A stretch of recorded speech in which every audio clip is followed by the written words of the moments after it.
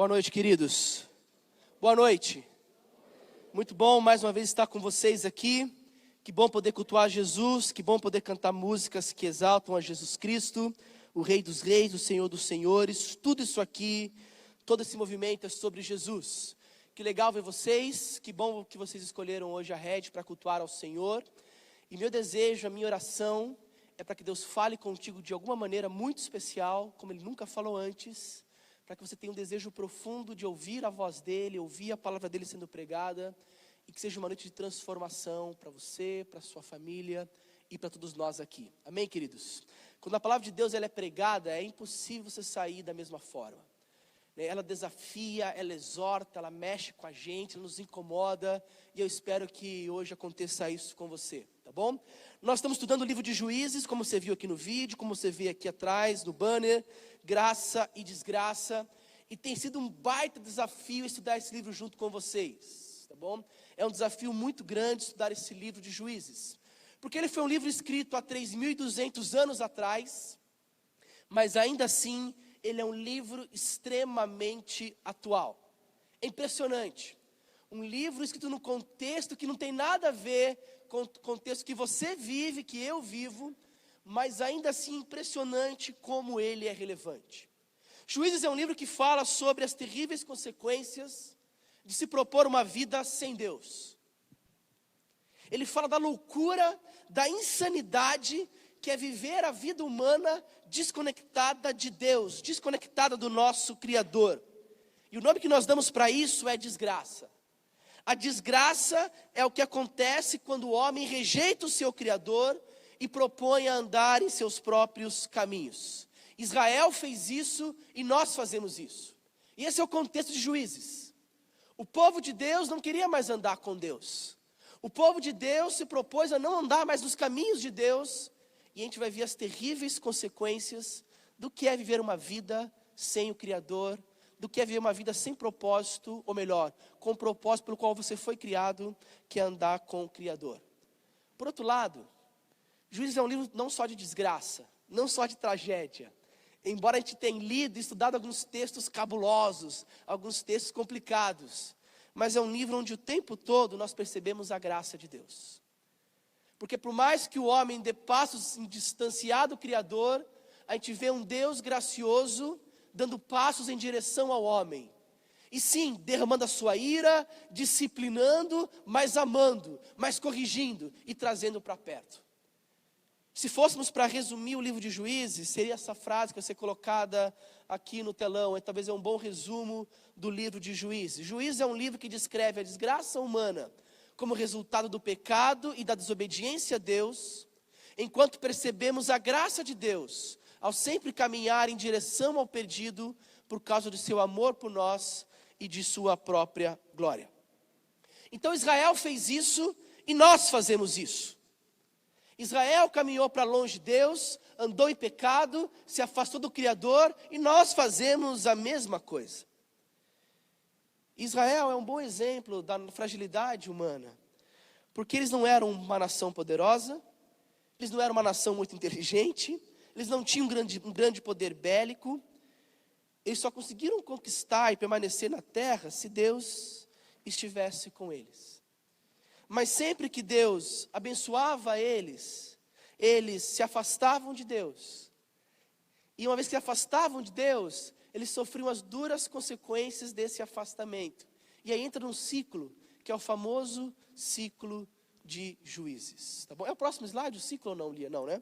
Hoje eu quero ver com vocês, daqui a pouco eu mostro um pouco desse ciclo, mas hoje eu quero ver um pouquinho com vocês, um pouco de Juízes, capítulo 4. Juízes, capítulo 4, a partir do versículo 1 até o verso 3. Nós vamos ler alguns trechos de Juízes, e nós vamos estudar um pouquinho esse texto e ver o que Deus tem para falar conosco. Antes de mais nada, eu desejo muito que você, nos próximos minutos, tenha um desejo intenso de ouvir a palavra de Deus. Eu quero desafiar todos vocês a não ter nenhuma outra agenda nesse instante, para que teu celular não te atrapalhe, para que as mídias sociais não te atrapalhem, para que um desejo às vezes desnecessário de ter que sair não te atrapalhe, não faça você perder o seu foco, mas que você queira ouvir Deus falar contigo a partir desse texto e do estudo desse texto. É claro que ele pode falar contigo em qualquer lugar, mas aqui vai ser pregada e exposta a palavra dele. Então, em reverência ao próprio Deus, vamos nos manter aqui, vamos focar no estudo e vamos ver o que Deus tem a nos ensinar. Juízes, capítulo 4, vamos ler a princípio do 1 até o 3, depois a gente vai continuar lendo à medida que a gente for debruçando sobre o texto. Diz assim, olha: depois da morte de Eude, que nós vimos na semana passada, mais uma vez os israelitas fizeram o que o Senhor reprova. Assim o Senhor os entregou nas mãos de Jabim, rei de Canaã, que reinava em Azor. O comandante do seu exército era Cícera, que habitava em Arosete-Ragoim. Os israelitas clamaram ao Senhor porque Jabim, que tinha 900 carros de ferro, os havia oprimido cruelmente durante 20 anos. Aqui estabelece o contexto de Juízes capítulo 4. E mais uma vez o ciclo vicioso nos é colocado aqui. Agora sim acho que é o ciclo, né? Pode colocar. Mais uma vez esse ciclo. O povo se rebela, desobedece a Deus. Deus, por ser justo e santo, se ira com o povo e derrama juízo sobre o povo, um juízo corretivo. E uma vez que vem esse juízo, sobrevém a opressão inimiga, ponto 3, e eles sofrem, a opressão é cruel, e o povo faz o quê? Ele clama por arrependimento. Eles pedem perdão, eles clamam a Deus, e Deus então, ponto 5, levanta um salvador, um juiz, para livrar e libertar o seu povo. E enquanto esse juiz liberta e salva, eles têm um tempo de paz. Mas o juiz morre, e junto com o juiz morre a paz. E o que acontece? O povo volta a se rebelar contra Deus. Esse é o ciclo. Pela terceira vez, nós estamos enxergando esse padrão aqui em Juízes. Na verdade, tivemos com Otoniel e paz na terra. Otoniel morre, o povo se rebela, Deus levanta Eude, foi semana passada, aquela história bizarra de Eude, na verdade. Ele liberta o povo, mas Eude morre, como nós lemos aqui. Ele morreu. E o que acontece? Mais uma vez, o povo voltou a fazer o que o Senhor reprova. E mais uma vez, sobreveio o juízo. Mais uma vez eles são subjugados agora por uma outra nação, uma nação poderosa, uma belicamente poderosa e cruel. O rei Jabim de Canaã cruelmente oprimiu o povo por 20 anos. Queridos, deixa eu me perguntar, quantas vezes você e eu já cometeu o mesmo erro e a mesma falha? E quantas vezes isso já prejudicou você? Quantos aqui, ao refletir sobre a sua própria vida, sobre suas próprias ações, se identifica com a nação de Israel, porque você talvez repetidamente comete os mesmos erros, porque você talvez repetidamente é escravo dos mesmos pecados, onde você já pediu perdão, onde Deus já te perdoou, mas vira e mexe você se pega preso pelas mesmas mazelas e pelo mesmo contexto pecaminoso. É isso que acontecia com a nação de Israel. E hoje eu quero ver com vocês, pode passar, Lia. Hoje eu quero ver com vocês como que Deus nos livra dessa situação. Como é que Deus vai livrar o povo dessa vez? Como é que Ele vai demonstrar a sua graça em meio à tragédia, à desgraça humana? Através de quem que Ele vai fazer isso? Porque entenda muito bem, era para acabar aqui. Era para ler esses 3 versículos e a gente sair daqui, talvez tristes, mas conformados, porque recebemos o que nós merecemos. Era para acabar aqui e de alguma forma a gente falar assim, pô, Israel vacilou pela 3ª vez, pela 4ª, pela 5ª. Ô povinho enjoado esse, eles merecem viver nessa situação. Mas não. O texto continua por causa da graça de Deus. E eu quero ver com vocês hoje, nesse contexto, que também é um contexto difícil, que também vai ter trechos aqui que vão me assustar e assustar você, como que Deus faz para nos livrar dos nossos pecados. Como que Deus faz, que estratégia que nós podemos usar, e aí é o próximo ponto, colocar isso. 3 formas que nós vamos enxergar aqui no texto, que Deus graciosamente nos oferece libertação para os pecados e para as situações que a gente mesmo se coloca. E eu quero ver com vocês a partir dessa história. A primeira forma que Deus usa para nos libertar é através de sabedoria e conselhos. Leia comigo o verso 4 até o 7. Diz assim: Débora, uma profetisa, mulher de Lapidote, liderava Israel naquela época. Ela se sentava debaixo da tamareira de Débora, entre Ramá e Betel, nos montes de Efraim. E os israelitas a procuravam, para que ela decidisse as suas questões. Débora mandou chamar Baraque, filho de Abinoão, de Quedes, em Naftali, e disse: o Senhor, o Deus de Israel, lhe ordena que reúna 10.000 homens em Naftali e Zebulon, e vá ao monte Tabor. E ele fará com que Cícera, o comandante do exército de Jabim, vá atacá-lo, com seus carros de guerra e tropas, junto ao rio Quizon, e os entregará em suas mãos. A primeira pessoa que Deus vai usar para libertar Israel é a profetisa Débora. Débora é uma personagem importante do Antigo Testamento. E ela é usada aqui em Juízes para ensinar e aconselhar o seu povo. E é interessante que Débora tem um papel muito interessante aqui, porque o papel do profeta no Antigo Testamento era um papel essencial. Porque ele era responsável em ouvir Deus e em falar as palavras de Deus para com o povo. Era uma responsabilidade tremenda, tremenda. Porque ela tinha a responsabilidade de buscar o Senhor, de orar, de ter uma intimidade real com Deus. E a partir do que Deus revelava a ela então instruiria e ela direcionaria então o povo de Deus. A gente vê então aqui Débora utilizando da sabedoria e do conselho para guiar e para dirigir o povo de Deus. E queridos, isso é importante. Eu já falei aqui uma vez, mas eu preciso repetir para vocês e definir com vocês o que é sabedoria bíblica. E sabedoria bíblica nada mais é do que você ter a capacidade de pensar biblicamente em todas as situações da vida.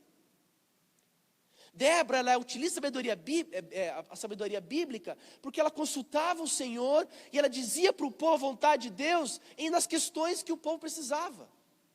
O primeiro sinal do povo buscando a Deus era o povo buscar os conselhos de Deus, era o povo buscar a palavra de Deus. E é isso que Débora fazia. Débora era uma representação da palavra de Deus. Débora, nesse contexto aqui, era aquela que ouvia Deus e dizia para o povo a vontade revelada de Deus para o povo. E esse é o primeiro passo para uma mudança real e profunda. O primeiro sinal de que o povo de Israel estava arrependido, sabe qual era? Eles foram atrás da palavra de Deus. Quando eles abandonaram o Senhor, esqueceram completamente de Deus. Esse é o comportamento de alguém que vive em pecado. Ele não quer saber do Senhor, ele não quer ter comunhão com Deus, ele não quer participar da igreja, ele não é frequente, ele é inconstante, ele está pouco se lixando para as coisas de Deus. Mas, quando alguém é incomodado pelo Senhor, quando alguém começa a sofrer as duras consequências do pecado, a primeira coisa que ela tem que fazer para retornar para Deus, é retornar para a sua palavra.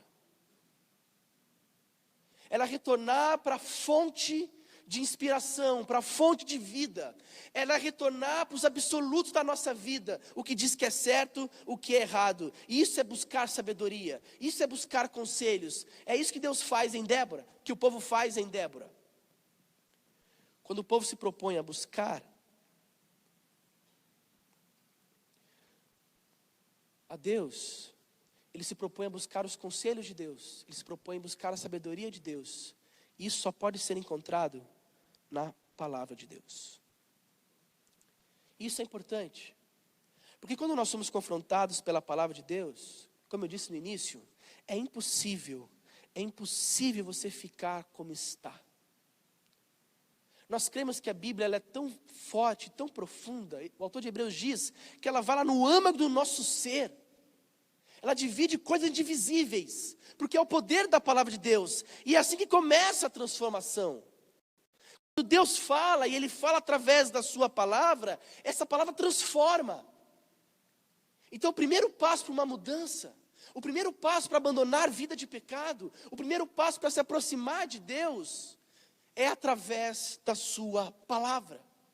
Aliás, isso é tão forte, que um não convertido, e talvez pode ter algumas pessoas aqui que não fazem parte do meio, que não são cristãs ainda, só existe uma forma de você ser salvo por Jesus. E sabe qual é? Palavra de Deus. Paulo diz em Romanos que a fé vem pelo ouvir, e ouvir o quê?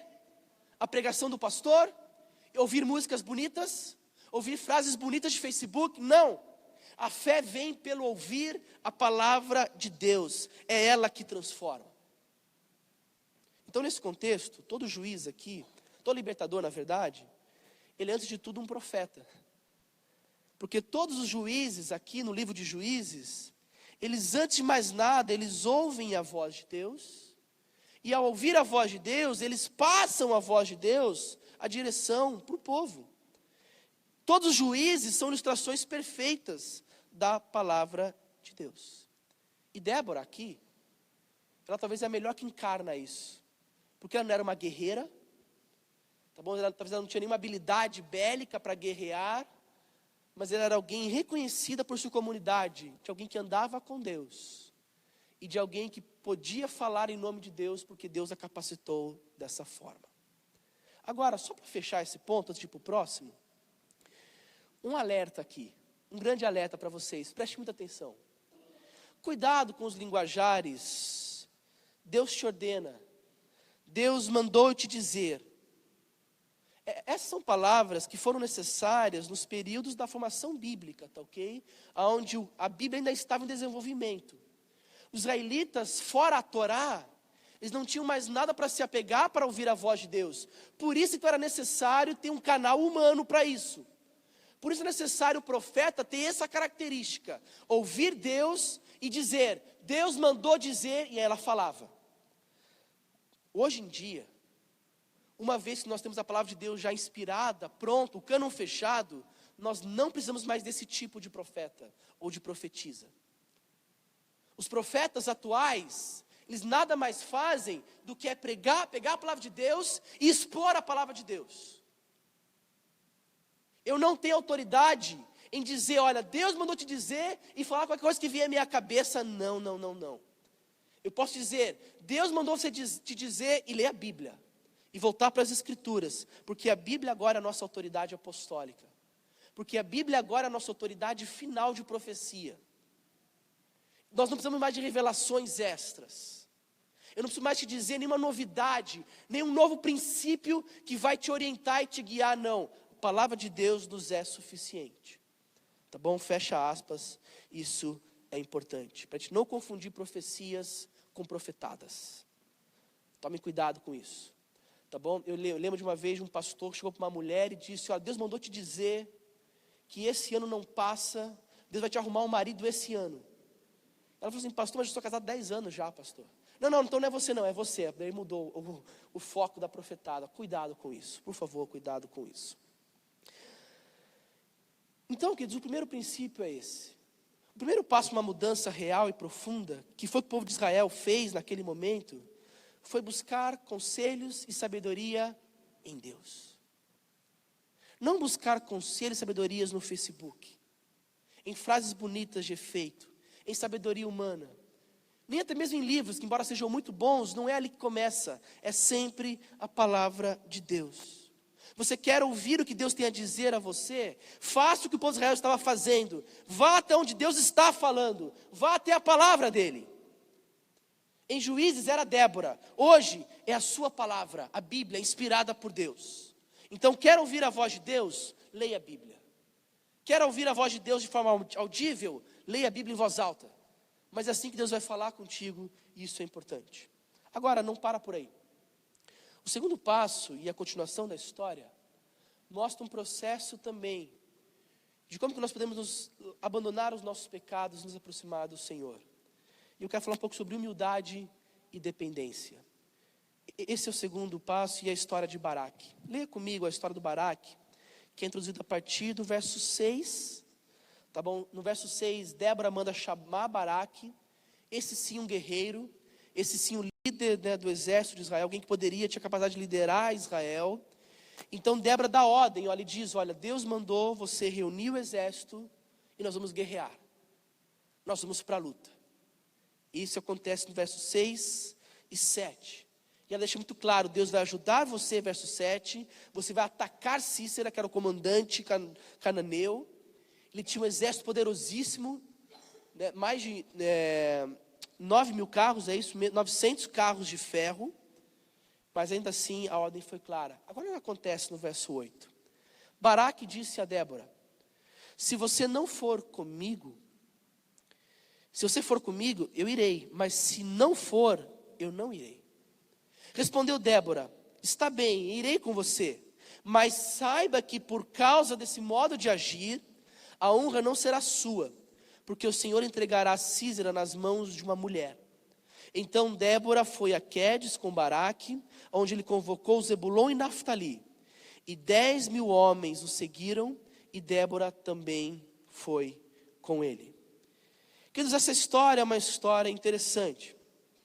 Porque a resposta de Baraque é uma resposta, no mínimo, curiosa e que merece aqui a nossa atenção.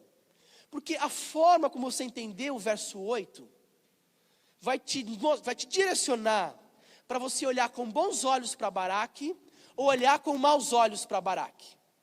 A resposta dele no verso 8 é uma resposta que merece a nossa atenção. Porque, entenderam o contexto? Débora, que representava a voz de Deus, diz: vamos guerrear. Eles são mais poderosos, é verdade, eu sei.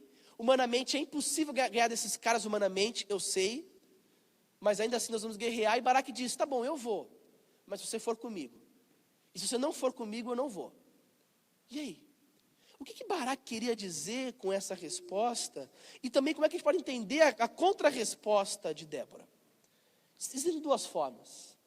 A primeira forma é você olhar como falta de fé. Baraque, ele teve falta de fé. Tá bom? Ele não acreditava que ele poderia vencer, faltava-lhe coragem, faltava-lhe fé. Por isso, então, ele pediu para que Débora o acompanhasse. Essa é a primeira posição. Tá bom? Aliás, até mesmo a própria resposta de Débora, que ela diz: olha, por causa do seu modo de agir, está ali essa palavrinha, né? Do seu modo de agir. Opa, isso quer dizer então que talvez Débora reprovou a fala de Baraque. Ele estava com falta de fé, ele tinha medo, então essa é uma visão pessimista. Parece-me que Baraque aqui não é um bom exemplo para a gente. É como se Débora estivesse fazendo um juízo de valor quanto à fé de Baraque. Tá bom? O problema é que Baraque, ele vai para a guerra. Ele se dispõe a enfrentar os carros de ferro. Não só isso. Hebreus cita Baraque como alguém que teve fé. Como alguém que venceu essa provação, essa dificuldade. Tá bom? Então existe uma outra interpretação para esse texto. Outra interpretação é uma outra tradução para a resposta de Débora. Ao invés de Débora dizer, por causa da sua atitude, a tradução pode ser: quanto à expedição que você está assumindo, você não será honrado. É como se Débora estivesse colocando na mesa já o resultado final daquela expedição. Olha, Baraque, você vai guerrear, você vai vencer a poderosa nação de Canaã, mas a honra não será de você. Ela está colocando já que ele não vai levar a fama pela vitória, ele não vai ser honrado como líder, ele não vai ser lembrado como o principal libertador da nação. Ela está dizendo isso, tá bom? Você até vai, mas você não vai levar a fama dessa conquista. E parece que Baraque diz: tudo bem, eu vou. Baraque aqui ele não está preocupado com a honra. Ele não está preocupado aqui em ser o cara. Ele não está preocupado aqui na glória para ele. Ele não está preocupado se outra pessoa vai levar a fama. Ele simplesmente quer obedecer a Deus e libertar o seu povo. Talvez o convite para que Débora vá junto com ele é porque reconhecer que Débora representava ali a voz de Deus, representava o próprio Deus. A leitura que se faz a partir da resposta da Débora e da melhor tradução que você escolhe, é que ele, consciente que não levaria a fama por isso, ele ainda assim o faz. Esse é um belo exemplo da fé e da humildade de Baraque. Ele é o tipo de líder que é o oposto dos líderes atuais. Não é não? Os líderes atuais parecem que hoje querem fama, querem glórias para si, querem que seus nomes apareçam nos créditos, querem ser reconhecidos, querem ser chamados por nomes que os elevem cada vez mais e mais e mais. De repente, só pastor não é mais suficiente. Tem que ter um outro nome, uma outra nomenclatura, uma outra patente. Não só pastor, tem que ser bispo. Não só bispo, apóstolo. Não só apóstolo. Daqui um dia vai ter arcanjo. Daqui um dia vai ter o quarto membro da Trindade. Porque querem mais e glória para si. Pastores que querem aparecer, líderes que querem aparecer cada vez mais. Baraque vai no caminho oposto. Ele não quer honra, ele não quer reconhecimento, ele quer ser apenas usado por Deus como um instrumento para livrar e libertar o seu povo. Até porque na semana que vem nós vamos ver como que Deus libertou o povo nessa situação aqui, isso na semana que vem. Mas Baraque então demonstra humildade e dependência de Deus. Tudo o que eu e você precisamos para nos libertar dos nossos pecados. Sabe o que você precisa para se libertar dos seus pecados? Humildade e dependência de Deus. Humildade, porque a primeira palavra que você precisa entender do Evangelho é que você precisa do Evangelho. É que você precisa de Deus. E você precisa de humildade sim, para ter os olhos abertos para isso. Você precisa de humildade para reconhecer que você está morto espiritualmente sem Deus. Você precisa de humildade para reconhecer que sua vida sem Deus não faz sentido. É só desgraça. Você precisa de humildade e se humilhar para dizer: Senhor, eu preciso de Ti. Porque sem esse reconhecimento não há salvação. Porque se você não se humilhar e não reconhecer que você precisa de Deus, você jamais vai ter esse reconhecimento. Você jamais vai poder ser salvo por Deus. Porque o primeiro passo é reconhecer que você estava morto e somente Deus pode te dar vida. E Baraque nos ensina isso com a sua humildade e dependência de Deus. Baraque sabia que ele não era o salvador da pátria. Baraque sabia que o exército dele era nada perto dos 900 carros que Cícera tinha. Baraque já sabia, foi avisado por Débora, que ele não teria honra, não seria o cara da batalha, não seria louvado como o grande juiz de Israel. Até porque na sua Bíblia aí deve estar um pretinho escrito Débora, não Baraque. Mas ainda assim, ele humildemente submeteu a isso. Ele fez. Se com Débora a gente aprende a importância de buscar sabedoria bíblica e os conselhos bíblicos para nos libertar dos nossos pecados, com Baraque nós aprendemos que essa solução, ela é algo externo de nós. Com Baraque nós aprendemos que precisamos saber muito bem quem nós somos, nos humilhar para que outra pessoa seja exaltada em nossa vida, Jesus Cristo. Agora, o último ponto, a última pessoa que Deus vai usar nessa história, e aqui a história começa a ficar bem mais complicada, porque até então aqui era uma história de guerra.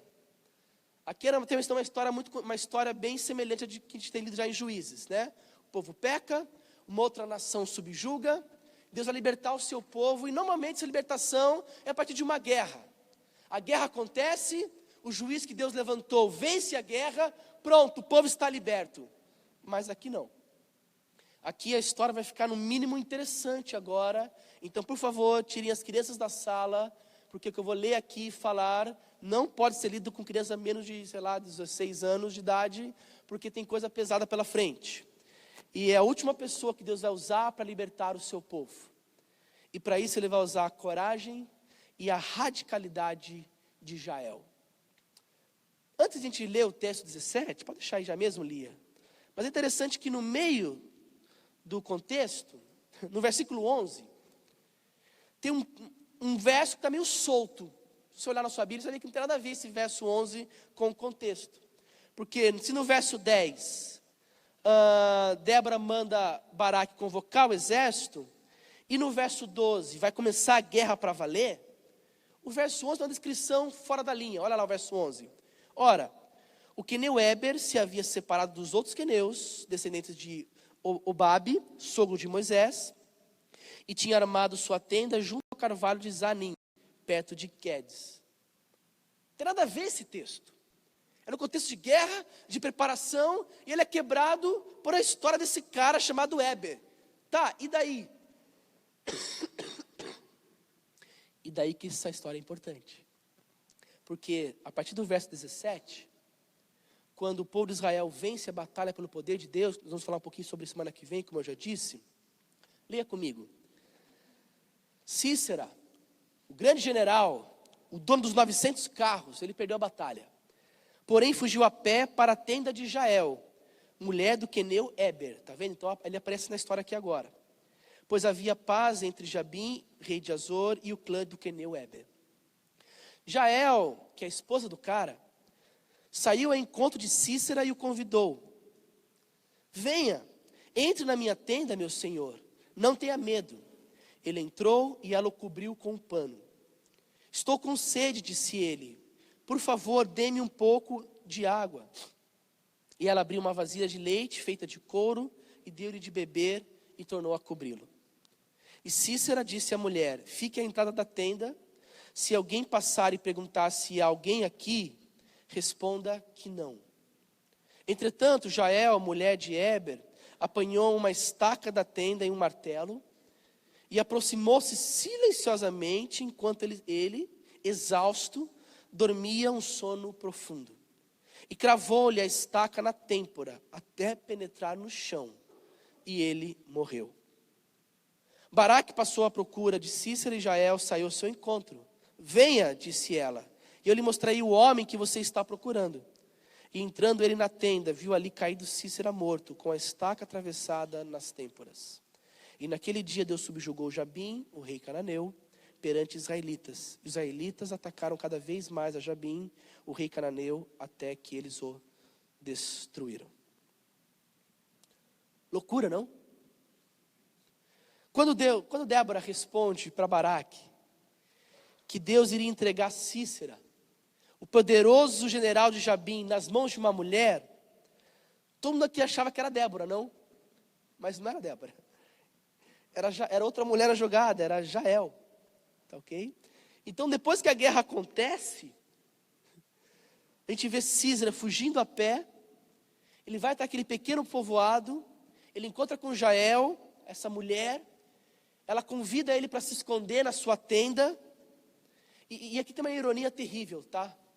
Porque quando você estuda o contexto, você descobre que Cícera, ele era um general terrível com as mulheres. Ele escravizava e ele abusava sexualmente das suas conquistas. Então, uma mulher, permite que esse general violento entre em sua tenda. Ele estava moído, ele estava acabado por causa do impacto da guerra. E a história aqui é cruel. Tirem as crianças da sala. Porque o texto descreve de maneira nua e crua Jael pegando uma estaca e fincando na cabeça de Cícera, o matando enquanto ele dormia. No UFC tem uma mulher que, acho que é Jéssica, né? Jéssica bate estaca, uma lutadora, né? Sabe de nada, inocente, né? Essa aqui é a verdadeira bate-estaca, tá bom? Agora você vai lembrar, assim que você vê o UFC, você vai lembrar da verdadeira bate-estaca, tá bom? É Jael, tá bom? Não é a Jéssica, não, é o Jael. Naquele tempo as mulheres, elas montavam tendas. Então a Jael, ela tinha costume de pegar a estaca, ela talvez tinha a força necessária para pegar a marreta e montar as suas tendas. E brutalmente ela mata Cícera. História chocante, não, gente? E eu sei que essa história ela faz a gente ter um monte de pergunta, né? Cara, será que é isso mesmo? Será que Deus queria que Cícera morresse dessa forma? Será que Jael, ela bolou o plano certo? Será que ela não foi cruel demais? Ela mentiu, ela assassinou? Até as próprias regras de convivência daquela época, de hospedagem, ela descumpriu tudo. Né? E sem entrar nessa discussão agora, a gente vai falar sobre isso um pouco semana que vem também. O que nos chama a atenção aqui foi a coragem e a radicalidade com que Jael lidou com essa situação. Eu sei, talvez ela foi radical demais. Eu sei, talvez a história é chocante, é verdade. Mas naquele dia, ela sim acabou com os inimigos do povo de Deus. Com sua coragem e radicalidade. E queridos, é também com a gente assim na luta contra o pecado.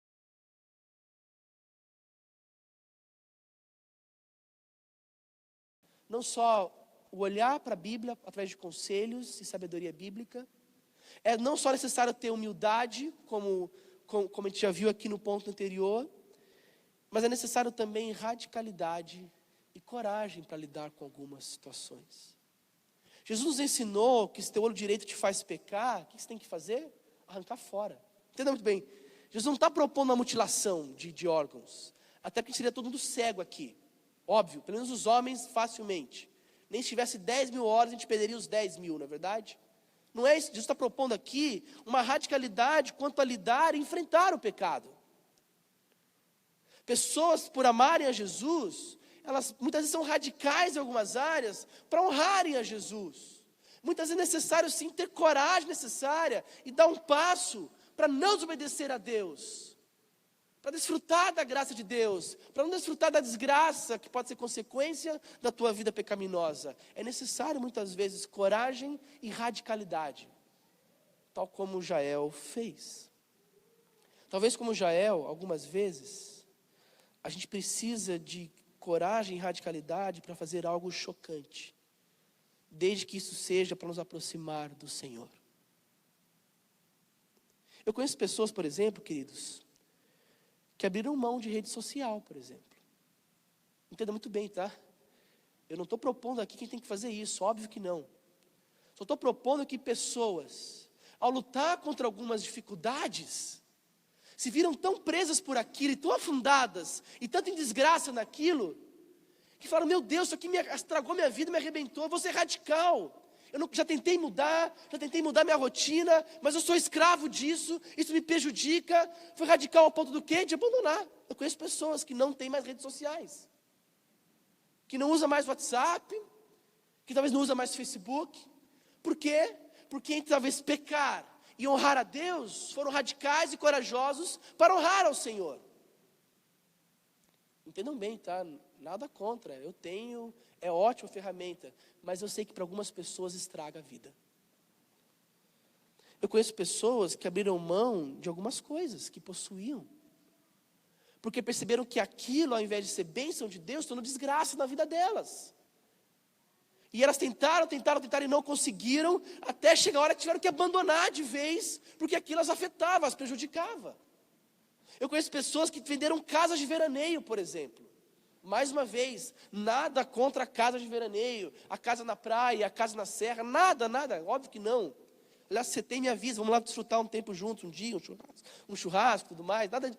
Mas eu conheço pessoas que uma bênção de Deus tornou maldição. Porque demandava tanto do seu tempo, que a comunhão da igreja se perdeu, que a comunhão com os amigos se perderam, que a comunhão dos santos se perdeu, que tem que manter, tudo se perdeu na vida, a pessoa não decidiu vender. Eu estava me afastando do Senhor, aquilo que era gracioso virou uma desgraça na minha vida. Eu conheço jovens que terminaram namoros, que terminaram relacionamentos, porque talvez estavam muito longe de casar, e talvez já tinham dado passos em intimidade já pecaminosa, e que decidiram, por amor a Deus, terminar momentaneamente aquele namoro, e reatar só depois, já com mais condições de pensar no casamento mais próximo. São pessoas que não querem viver a desgraça de andar longe de Deus, mas que sabem que muitas vezes, para haver mudança, precisam dar um passo de coragem e de radicalidade. Nem sempre é fácil, mas você, ao pedir para que o Senhor sonde o seu coração, vai saber que olho é esse que você tem que arrancar para poder realmente honrar e amar a Jesus. E foi assim, queridos, que Deus libertou então naquele dia o seu povo do pecado e da desgraça. Ele usou a sabedoria e os conselhos de Débora, ele usou a humildade e a confiança de Baraque, e ele usou a coragem e a radicalidade de Jael. E todos esses ingredientes fizeram, com a ação de Deus, obviamente, com que o povo de Israel se visse livre dos seus pecados e da sua desgraça. Talvez hoje você precisa se apropriar desses ingredientes pelo poder de Deus. Talvez você precise, assim como Débora, voltar-se para os princípios elementares da palavra de Deus. E aí você pode pedir ajuda para um amigo te ajudar. Eu posso te ajudar nesse processo de abrir a Bíblia contigo e te mostrar o que a Bíblia pode dizer da sua situação que você vive hoje, e que você é escravo, e que você vive em desgraça. Você pode se inspirar na humildade e confiança de Baraque e depender que só Deus pode mudar a sua vida. Talvez você entrou aqui para essa porta hoje como orgulhoso, achando que Deus é que precisa de você. Talvez você entrou por essa porta aqui hoje, achando que de alguma forma, sorte de Deus ter você aqui nesse salão. E você precisa ser quebrado, triturado e aprender que é você que precisa do Senhor. Que a sua vida sem Deus, ela não faz sentido nenhum. Você precisa entender isso. E às vezes precisa de uma certa humildade, quebrantamento para você reconhecer essa verdade. A glória não é sua, a glória é de Deus. E por último, você precisa de coragem e radicalidade para dar esse passo. Alguns cristãos aqui, ao se autoavaliarem, sabem que precisam ser radicais em algumas coisas. Que precisam realmente honrar a Jesus e tomar decisões, às vezes, corajosas. Faça isso, pelo poder de Deus, essa noite. Talvez você que não é um cristão e está ouvindo essa mensagem hoje, alguém que não é do meio, você precisa também dessa coragem e dessa radicalidade para dar um passo em direção a Jesus Cristo. A Bíblia diz que a mensagem da cruz é uma loucura para quem não conhece. Então, às vezes, é hora de você dar um passo, sim, de loucura em direção a Jesus e deixar Ele mudar, deixar Ele transformar completamente a sua vida. Abaixa sua cabeça, fecha os teus olhos. Vamos orar.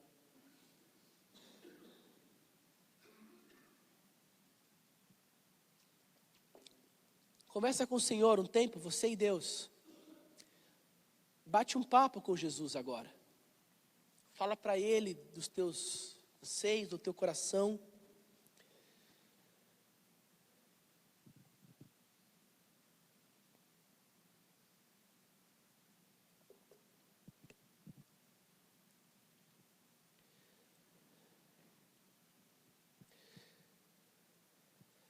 Ore e peça para que as ferramentas que nós vimos hoje, que Deus usou para libertar o seu povo, possam ser ferramentas reais nas suas mãos, para que você possa libertar dos seus pecados, para que você possa se libertar daquilo que te aprisiona, daquilo que estraga a sua vida, daquilo que te mantém longe do Criador. Peça para que a palavra de Deus ganhe um tamanho enorme em seu coração, para que você ame a palavra de Deus, para que você deseje ouvir a palavra de Deus, para que assim como o povo caminhava e se esforçava para ir até Débora, para ouvir a voz de Deus, para que você tenha prazer em ir até o Senhor, em ir até a sua palavra, em buscar, entender e compreender aquilo que Ele tem para você. Peça para que Deus dê sabedoria ao ponto de você saber pensar no dia a dia qual é a vontade de Deus, nas decisões que você tem que tomar. Ore ao Senhor por humildade e pela confiança que Baraque teve em Deus, para que você tenha também essa humildade e confiança. Humilhe-se, como diz Pedro, humilhe-se diante da poderosa mão de Deus. Se quebrante, diga para Ele que você precisa dEle. Diga para Ele que você não é nada, nada sem Ele. Diga com suas palavras, com seu coração, que sua vida não faz sentido se Ele não for o centro. Se humilhe, tire todo o eu do centro, tire você do centro e coloque Jesus lá. Arrependa-se dos seus pecados, quebre o seu orgulho, para de olhar para o lado, para o outro, e peça para Deus lidar com os seus pecados, com as suas falhas. Humilhe-se diante da poderosa mão de Deus nesse instante. E confie que Ele pode sim te libertar. Porque é o mesmo Deus que naquela tarde, naquele dia, fez uma nação com apenas 10 mil homens, enfrentar belicamente uma nação muito superior e vencer. É o mesmo Deus que atua no teu coração hoje, na tua vida hoje. Então não há pecado que não possa ser perdoado. Não há pecado que não possa ser abandonado.